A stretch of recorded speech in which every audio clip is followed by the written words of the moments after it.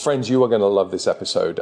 Listen up. In fact, more than listen up. Get yourself a pad, some paper, and a pen, and take some notes, because there's going to be some gold being dropped by Bary Horner as he thinks through financial capital, how you can invest, and getting rich slowly. This is the Arable Leader podcast. I'm Karl Martin, and we're exploring true, brave, kind, curious leadership, leading from your soul. Friends, welcome to the Arable Leader podcast with me, Karl Martin, and today with my guest, Bary Horner, we investigate all leadership that is true, brave, kind, and curious. And as you know, we're going through a series where we're looking at what we describe as 5 capitals, or 5 entrustments and investments. And we're thinking about how financial capital is as a really important form of capital. We're supposed to invest in it. It might be the lowest form of capital. We're supposed to use it to grow every other form of capital. And today I'm going to talk with my friend Bary. Bary Horner, who was the founder, is the founder and was the CEO of still is the CEO of Paradigm Norton financial business. And as far as I understand it, Bary, you are financial planners and wealth managers with a growing and large sort of bespoke organization, about 95 members of staff, and quite a different approach to finance. So firstly, did I get any of that right? You got most of it right. I'm CEO for another 3 months and then transition, which is probably the subject of another podcast, but very much to do with leadership. It's an interesting one. Transitioning a business that you've set up 20-something years ago is full of emotion and full of leadership, interesting leadership journey to navigate.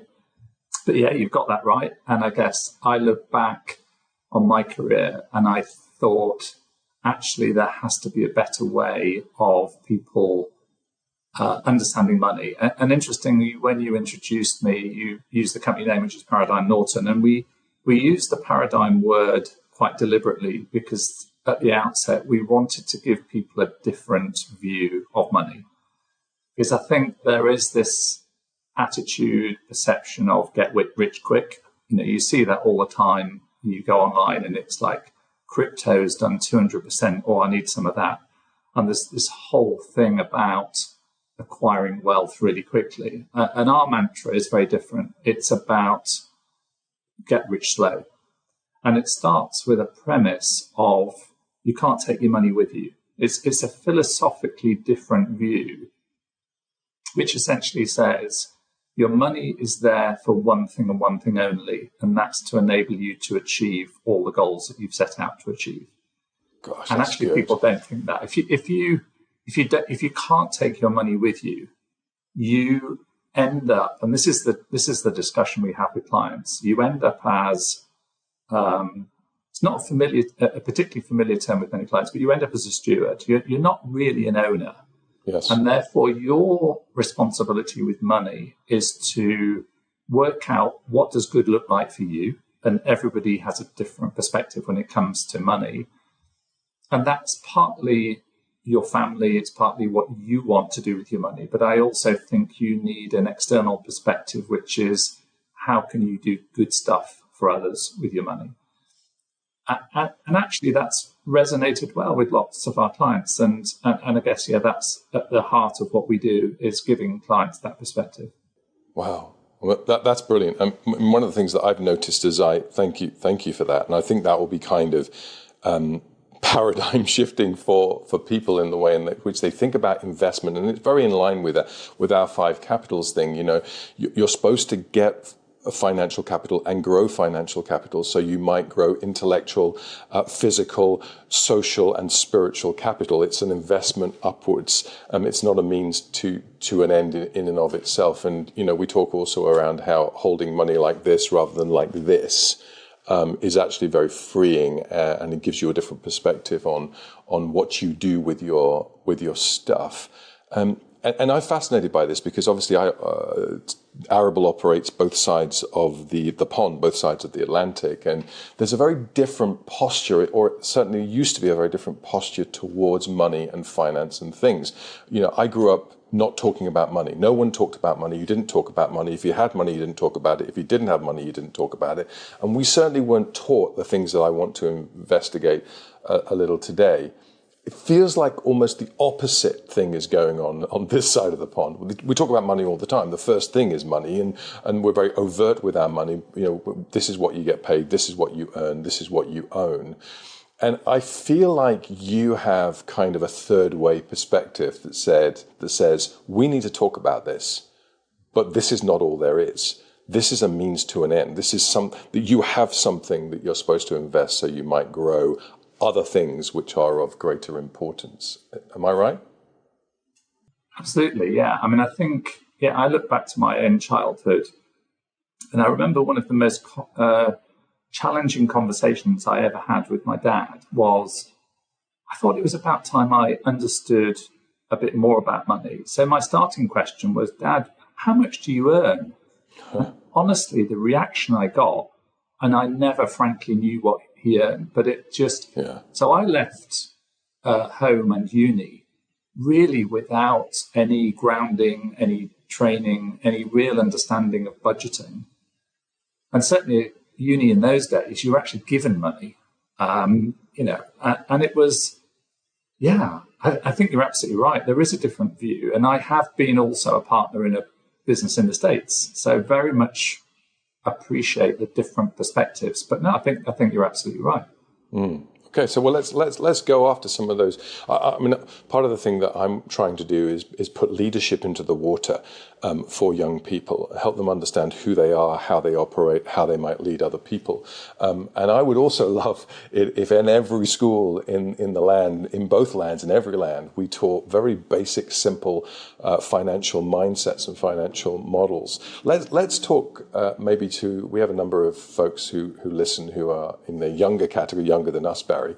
What key financial habits or principles would you want to encourage either your boys or my girls or the world around how they should operate now and get things right now so they might prosper later? Yeah, I think there are some fundamental principles that, I mean, it's interesting you mentioned then young people. I think when we look at money, it doesn't really matter whether you're young or old. There are some foundational, I guess what you'd call behaviors, attitude, beliefs, which whether you're starting the journey, and it's really interesting because I'm just having this conversation with my youngest son. He's just got to the point where he's been promoted and moved from not having any disposable income whatsoever living in London to actually being in a point of wanting to start to think about money stuff. And so the conversation we're having is exactly the same conversation as I'm having with him. And I think it does apply regardless of age. And it probably starts off with being intentional about having a plan. And that's not an advert for financial planners, but this is the stuff that we do from a business perspective. But I think regardless of that, it's having a plan and being intentional and thinking about what does good look like, and what does good look like in terms of how do I balance the needs of the here and now with the needs of the future?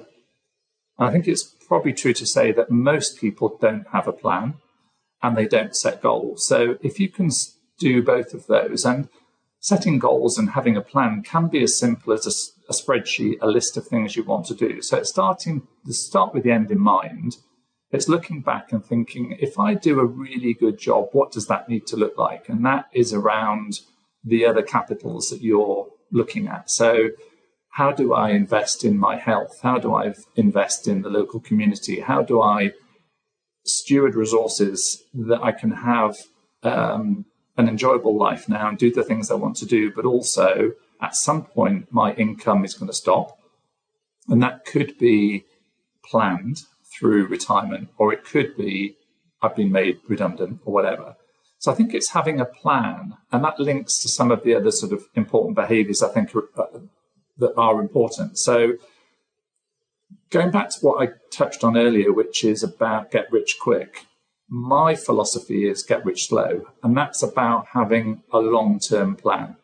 So I think if you can plan for the long haul, and by that I mean setting short, medium, and long-term goals, but thinking about different decades of where you want to be financially. So I think that's really important. Yes. I think there's a degree to which risk is important. So thinking about your capacity for risk and how people feel about levels of risk and risk appetite. And I'm not really straying into financial planning stuff. I'm just talking about, do you sleep at night with what you're putting your money into? And there's the whole issue of sort of ESG and sustainable investing. And that's probably, again, another conversation. I think there's, in terms of attitudes and beliefs, I think it's important to be a continuous learner. You know, the financial markets are changing and shifting. And so being up to speed with what's going on is really important. So crypto is a really interesting one. It's the topic of the day. So it's sort of reading around that and thinking, is that for me or not? I think there's a behavior around sticking with the plan. So again, one of the things that the most frequent conversation we get when markets go the wrong way, which invariably they do from time to time, is, I know what you're going to tell me, but would you just remind me again that I need to stick with the plan? And often the worst thing you can do is sort of knee-jerk reaction if markets go the wrong way. I think it's about managing emotions. So fear and greed very much come into that. And again, back to crypto, you know, I've seen a 200% return. I need a bit of that. Yeah, but it was down 70% last year. Can you cope with that as well? So I think that's an important thing. And then I think for us, and I guess this is sort of probably at the heart of some of the stuff I believe and we do, it's having an abundance mindset. And for me, that's about other people and doing stuff for other people, with other people, links into charitable giving and just being generous with your money. So it's important to steward your resources to the point of not going without yourself. But at the same time, I think it's about thinking about others. So for me, there are some sort of foundational principles that with my three boys, if they grasped those and did them well, that would be a good outcome. So let me try and summarize, you know, because of my poor financial mindset at times. Have a plan, stick to a plan. Yeah. Take it slow. Don't rush to try and get rich. Take it slow. Be progressive in the way in which you invest. Go after something that's bigger than yourself. Have an abundance mindset. It's not just about you hoarding, grabbing more, and invest wisely. Is that the other thing you said? Sure. Yeah. So and recognize the fact that things change. Yeah. So yeah, you know what might have been okay 10 years ago, 20 yeah, that's years good. ago. That's good. The market moves and changes, and so it doesn't mean you need to be a financial expert, but it does mean you need to invest. I know one of the things you've been looking at is intellectual capital. So you know, it's about what you devote your time to, and there are so many good books out there. Really, you know, the Little Common Sense book of investing. You know, it doesn't have to be or reading. You know, committing to reading an hour a day about money and markets. Not at all. I mean, clearly there is the role of a financial advisor that people can turn to for that. But I think it's, you know, even if you're going to approach a firm who do that, going into it with a degree of understanding of risk and those sorts of things, it's not difficult to just pick up some of that sort of general financial information. I think is really important. Well, let's get really granular just for a moment. And I'm going to ask you for some very quick one-sentence responses to thoughts. And no one's going to hold you to this. But tell me about property investment. Everyone always says, or seems to say, you know, get on the housing ladder quickly. Safest bet is to invest in bricks and mortar. True, false? Give me a one sentence. Depends. How about that for a sitting on the fence response? So good. I like this. We through our personal circumstances, my wife was ill for a period, and we ended up with renting for a period that we thought was going to be 6 months, and it was 6 years. Wow. And renting, I think, is so underrated. In Europe, it's a much more prevalent way of living. Something falls off the house, you phone up someone and go, something's fallen off the house, can you come and fix it? You own your own house. There's a lot of hassle that goes with it. So I think when people own stuff, they tend to neglect the costs of running a home. You know, stuff is forever needing to be done. And I think sometimes if you were to run a spreadsheet of owning a house and all the other stuff you did, So I think it's about, but I think also there's two aspects of ownership of a home. One is a financial one, and one is a lifestyle one. And the reason we moved out of a rented period after 6 months was my wife just got to the point where she just wanted to, sort of build and create something for the family that they could return to. But I think both of those, from a purely financial point of view, I'm not convinced that home ownership is the panacea and the right way of doing it. I think there are some other social family dynamics that mean that having a base where, for us, where the boys can come back at the weekends and there's that permanence, I think that has to be factored into the... Yeah. It feels like home, doesn't it? Pensions. There's been a lot of controversy around pensions and the devaluation of pensions. And if you're young today and clearly there are some legal requirements, but should you be pushing money into pensions or would you be looking to invest in other areas? So I think again, I hope this isn't another sitting on the fence, but it slightly depends. And I think it goes back to what we've already discussed, which is what's the plan? What are the goals that you've set out to achieve? So no point putting money into pensions where in the UK you're not going to be able to access that till mid-50s and increasing. If actually your goal is to build up short-term savings so you can go overseas and work with a charity for 3 years. So I think it's about starting with the end in mind, working about what you want to do, setting goals. I think there is an issue sometimes for people. If you're in employment, what you can find is that there is a company pension scheme and people don't join it, and that's just giving money away. So if you're employed in a scheme where there's a matching facility and the employer will go, you put 4% in and we'll put 5% in, it's amazing how many people don't take that offer up. So it's a bit like you saying, would you like a pay rise? And someone going, not bothered. So, generally, I would also say pensions and investing I'd lump slightly together, albeit one's long-term and one's medium-term. But the sooner you can start, there are so many videos about if you were to put in £100 a month, you end up at 65 as a millionaire. That's simply the power of compounding. And if you invest in the right way, a little goes a long way. So I would definitely say start young. So my eldest son, when he first received his first paycheck, we set up a pension for him and said, just start putting a little bit away. But it does very much hinge on, your own personal goals and plans. Brilliant. So plan seems like the message. Bary, I obviously fly back to the UK quite often, and I'm increasingly shocked at the cost of living, the amount people earn, the amount it costs to buy food and fuel. I was once taught, as far as finances are concerned, earn all you can, save all you can, give all you can. How can someone legitimately and realistically save in this climate? Could you give us some small tips for people to think through how they can save money? Because if you're going to invest, you need to have money to invest with, and you can't just be blowing everything you earn all the time. Yeah, it's a real challenge, and a challenge, a more significant challenge now than I think it would have been in the past in terms of just the cost of everything, the cost of renting.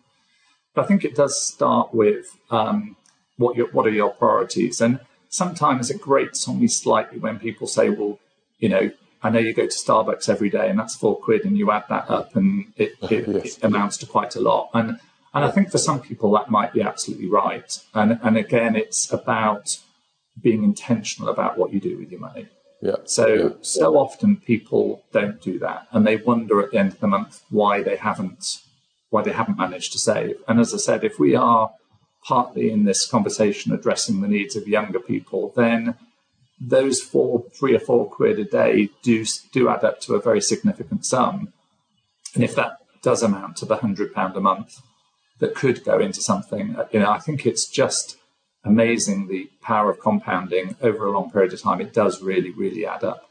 So I think it's budgeting, I would say, is the sort of foundation of that.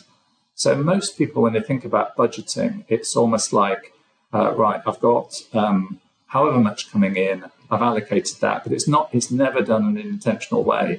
And even what we see with clients, where we get them to look quite intentionally about their expenditure over a month, over a year, often they cannot believe how much they've spent on a particular area of life. It could be cars, it could be something like that, that doesn't align whatsoever with the goals that they've articulated. So one of them might be, well, we'd like to give to charity more, or we'd like to do this and do that.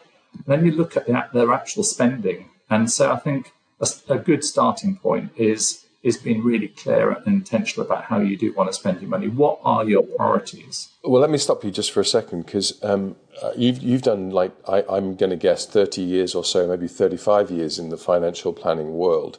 And you've seen all kinds of people, from people who don't have a lot to people who have an awful lot, through young, through old.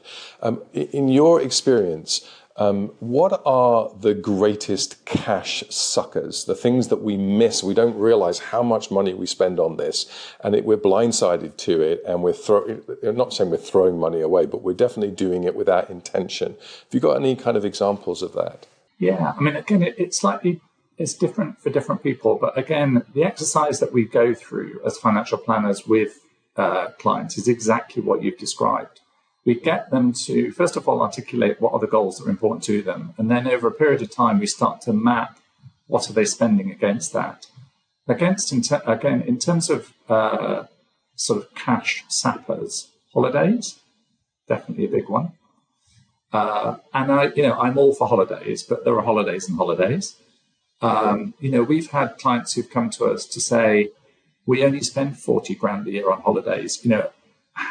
How do you position that with your other clients? And again, it is very individual. So for the client who's uber wealthy, maybe they can afford that. But other things would be material possessions. So cars is a huge one. And I look back on my own life, and there's definitely dumb decisions I've made in that area where you just think, I can just about afford that. And then you think, well, actually, had I been saving, do I really need that? Some people are absolutely amazed at even things like the size of their food bills. So they put in the budget X number, and it's X times 3. Again, because it's not done in an intentional way, and nobody ever goes back and looks at what did we spend, and is that aligned with what we want to spend. It's all that about, and I don't think it's having to run a spreadsheet every week or every month, but it's about ending up at a good place where you have got money in your pension and you are able to give generously. And it's just trying to make sure going back to the start, as you steward your resources, that ultimately you're stewarding them in a way that when you look back, you feel good job done, not how the heck did we get here? And certainly we come across a number of clients where that is the outcome, and we have to sort of go, well, you've got 3 cars that are costing you $2,000 a month for all of them, but you're at the same time saying that you want to invest in the kids, and this was a real life example, and go part-time. What's going to give? Where are the priorities? What's really important? And thankfully, they went with the 4-day week and the kids and got rid of the cars. And then they look back and think, I just don't know why we didn't do that earlier. But yeah, so it's those sorts of things that tend to eat the money up.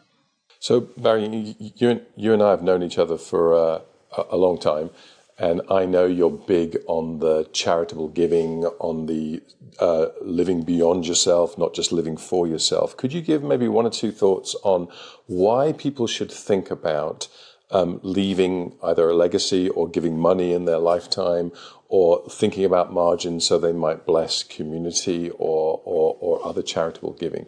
Talk to me about that.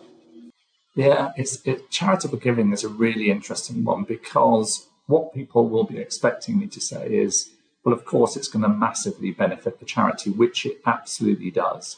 Yes. But I think the bigger thing that I've absolutely seen with our clients is the impact it has when people start to give money away is indescribable. So we had, again, another client situation came to us, wanted us to invest the large proportion of the capital.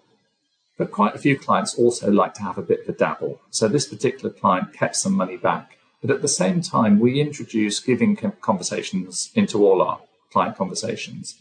And he said, do you know what? That's something I've never really thought about. So we said often start small. Think about what you could possibly, start to give on a monthly basis. And interestingly, a year later, he said, here's the rest of the money that I've been dabbling with. I haven't really enjoyed that, and I've made a pretty bad show of it. So you need to be doing that bit. But the bit I love, and has increased and increased, and now I've put a give as you earn scheme in at work.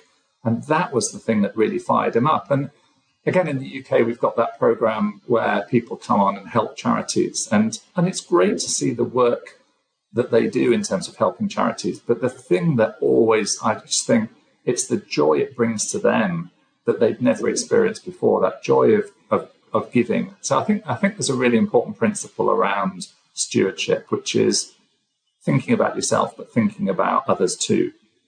And I also think in terms of leadership, I know that's your sort of central premise of what you're doing, is thinking about giving from a monetary point of view, but it's also thinking about giving time. I think, again, there's an absolute win-win with giving time. So what do people need in terms of leadership experience? They need to throw themselves into stuff where they're a little bit uncomfortable. They need to throw themselves into an environment where they're networking and meeting other people that are far more capable than them. And one of the things that I did very early on, and I've probably done that consistently for 30 years, is be on a charity board. So I don't think there's been a year in my career when I haven't been on a board of directors of a charity, and I'm on about 4 now. So I think immediately we think of the money, the financial implications of giving money to charity. No doubt that makes a big difference. I think there's the impact it has on you personally, but then I think there's also the time that sometimes people might think, I just cannot afford to give financially at the moment. I'm really struggling to just make ends meet. Give your time, join a board, and the impact of that for you and the charity is just go and do it. You'll be amazed at the impact it has. Fantastic, Bary. Thank you. One of the things that I have noticed about you over the time is that you're a guy who lives well. Whenever I'm with you, I think, here's a guy who lives well. You look after yourself, partly because your wife is a nutritionist, partly because your boys are always chasing you and you're off running somewhere. You travel well, you dress relatively well. No, I don't do that very well. You don't, actually. Speak to my boys, they tell you that. But you have a pretty good holistic life. Talk to me about how you're investing your resources, your money, into the other areas of your life, and where there are tension points and where there are challenges for you.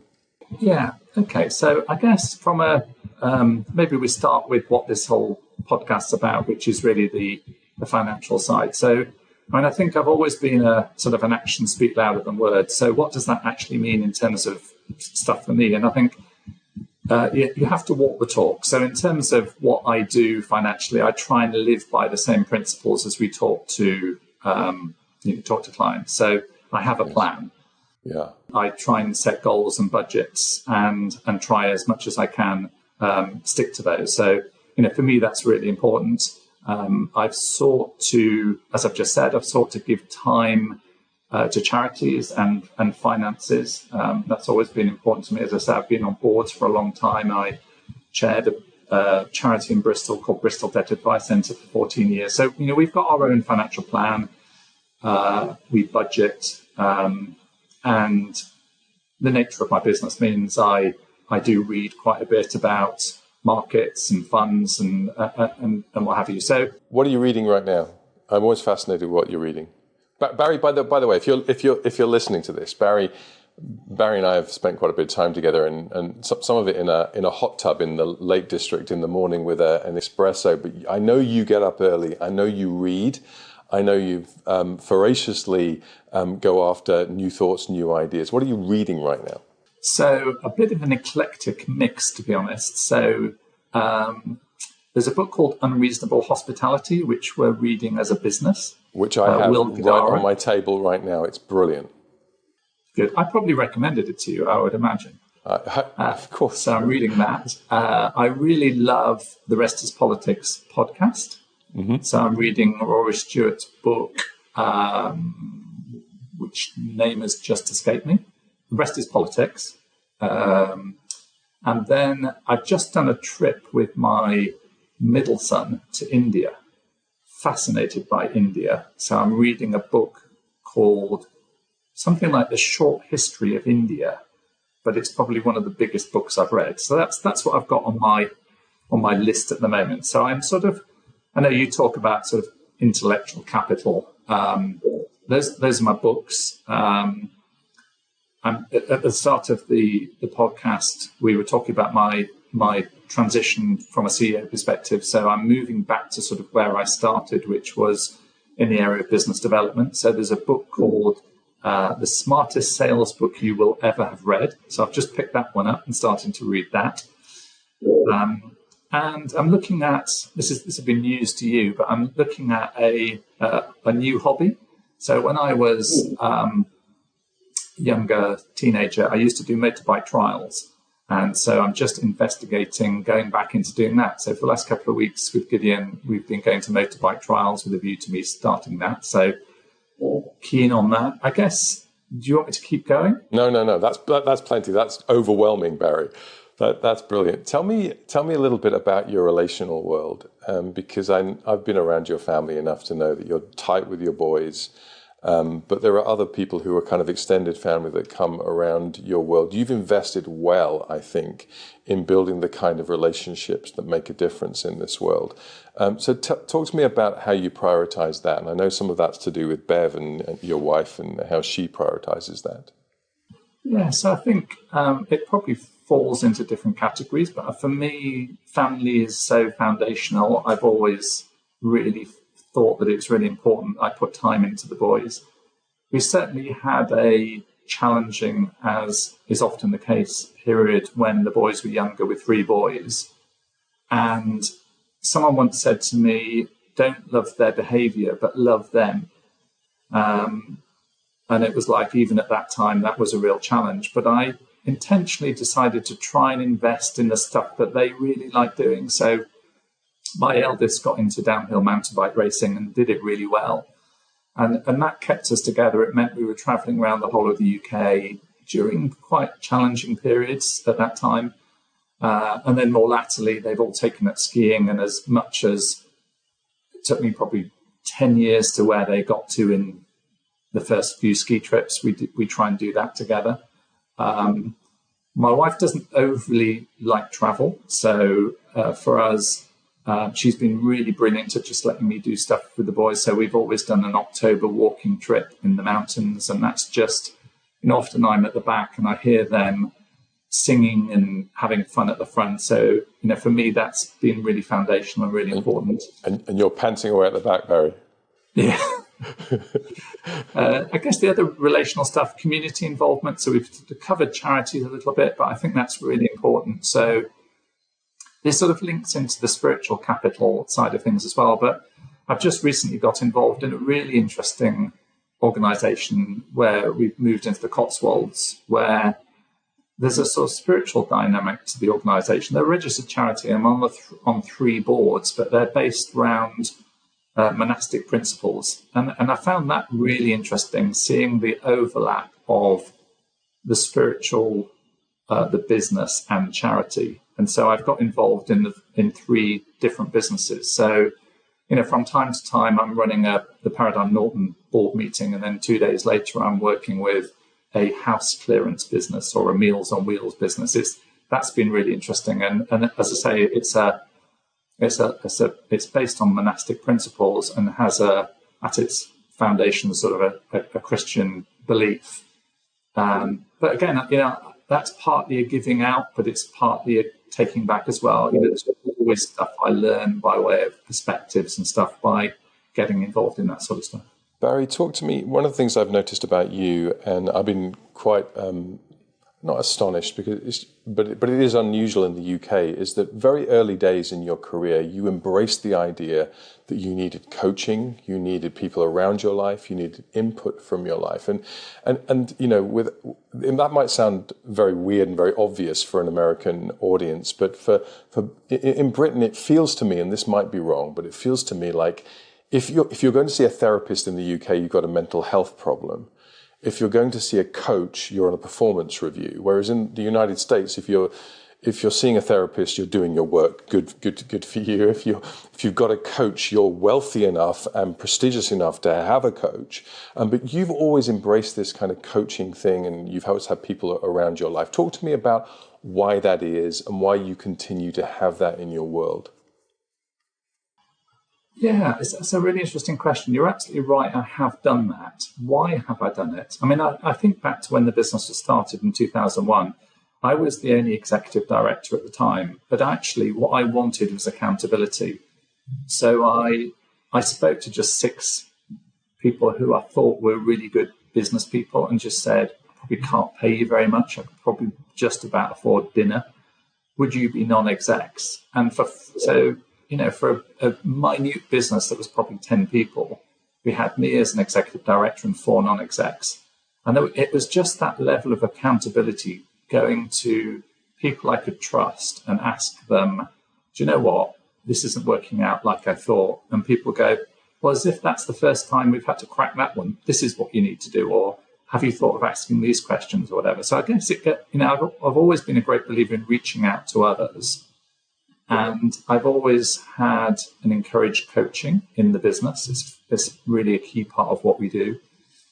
And then if you're going to have a coach or a mentor, I think you really need to do that yourself as well. So again, I've always had a group of typically guys, often more my eldest son's age, that's 35, where they're really grappling with how you balance building business or work-life balance, family, having kids. How do you do all of that? And I guess it's a passing back, isn't it? It's like I've been through real challenges through the early stages of the boys, and I was a sort of appropriately discreet where I needed to be, but at the same time, on a sort of no-names basis, I said, we've had challenges like that, and the number of people have reached out to me and said, do you know what, you've been through that. How did you get through it? And so I've always sought to do that and be able to sort of pass it back and say, there is light at the end of the tunnel. Maybe these are some of the things you need to think through. Yeah, and certainly in business, I'm a great believer in, I've built up a fair amount of knowledge over time. So if I can pass that on and help other people not make the crazy mistakes that I made, that's like a good thing. And do you know what? I feel really good when I do it as well. So there's a helping others, but also very much a receiving and back as well. Bary, thank you so much for your honesty and for being willing just to step onto this and to give some input and some advice. Thank you for everything that you do. Thank you for what you do beyond yourself, and thank you for your friendship. I'm sure we'll have other conversations, but for now, I need to get off this call so I can go and make a financial plan. Bless you, my friend. Thank you so much. Great to be with you, Karl. You've been watching The Arable Leader with Karl Martin. Subscribe for more episodes with great leaders. And you can also listen to The Arable Leader wherever you get your podcasts. For more resources for leading in a healthy way, visit arableco.com and check out Karl's new book, The Cave, the Road, the Table, and the Fire: